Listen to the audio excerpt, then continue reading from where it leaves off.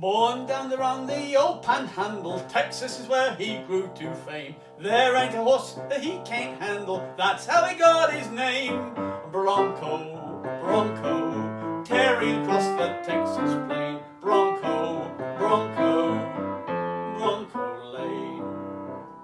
Well, that was an old 1950s TV series, Western, and I used to watch it as a kid. And I was reminded of it many years later when I was looking for a second car, a little car to run around in. And my mother, ever helpful, came up with this car, and it was one of the worst cars I've ever had. And in fact, we're going to talk in the next 2 or 3 episodes about some of the worst cars I've ever had. And we're starting with a good contender, and here it is. You'd be surprised to make the Volvo 300 series. There it is, and it had something called CVT. Sounds like a disease, doesn't it? Well, it was a sort of disease in a way.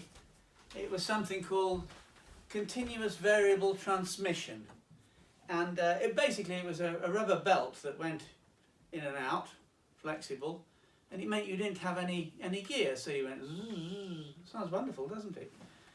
Anyway, I went to this car. I thought I'd go and have a look at one because my mother rang me up and said, ever helpful, I've got a car in Newark, Vaughan, you can come and have a look at this one.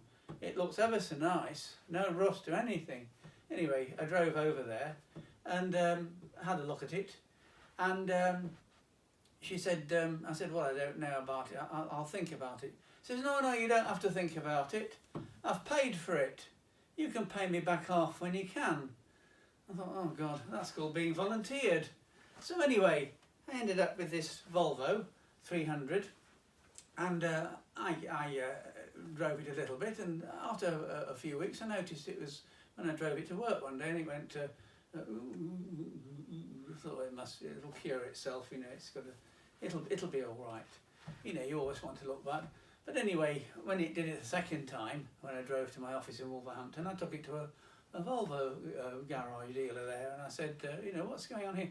He said, well, it's 5 years old, and this was a car that's, you know, it was not designed by Volvo, it was designed by DAF. And basically, he told me to Bronco off, basically.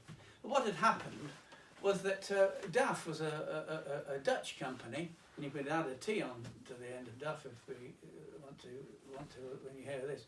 And they were bought by Volvo, and DAF made this little car to run around in with this various variable transmission thing to run around in Holland, which is flat.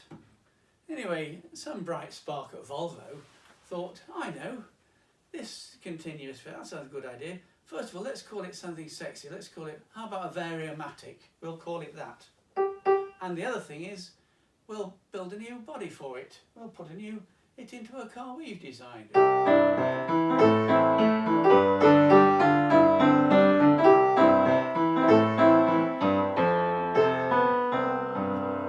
problem was that Volvo aren't known for making lightweight little cars, are they? And they're made of what they call as a mid-sized car, but they make heavily built cars, strongly built cars. They're known for it, and they put this belt in this thing.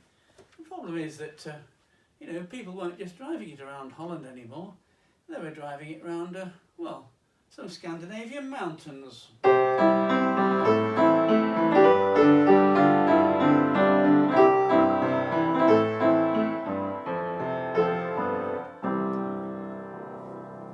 Anyway, things got worse with this car, and I parked it up. I didn't use it very much, and then one day my mother and aunt said, we'd like to come over and visit you, you know, for 2 or 3 days, we can get away. I said, yes, please do. And they came over on the train, and then they wanted to use a car to drive down to a local pub about a couple of miles away in Shropshire, I was living at the time, in Country Lane. Anyway, they did this. When I got back from my office that night, they were both sitting in the sitting room like this. I said, everything all right? Not really. I said, why? Well, I said, you went to the pub? Well, we didn't know if we were going to get back again. I said, what happened? Well, it's that car, it's like you're driving it along. Well, what's it like? What's it like, Reen? And Auntie Irene said, well, you know, it's a bit like a cat, you know, when it's trying to be sick.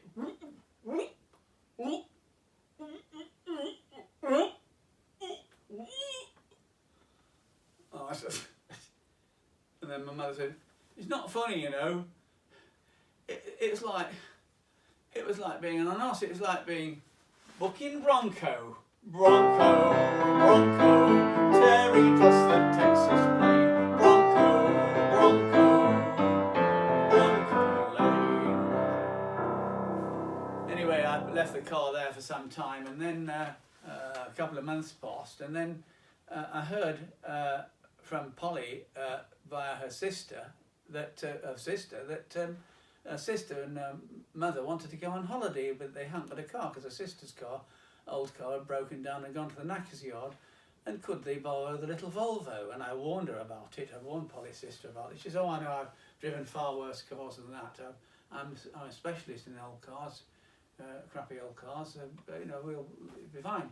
And anyway, she collected it, and off she went, and took her mother, elderly mother, down around Normandy. And I didn't hear anything until I heard that poor old bucking Bronco had bucked off into a Norman ditch, and that was it.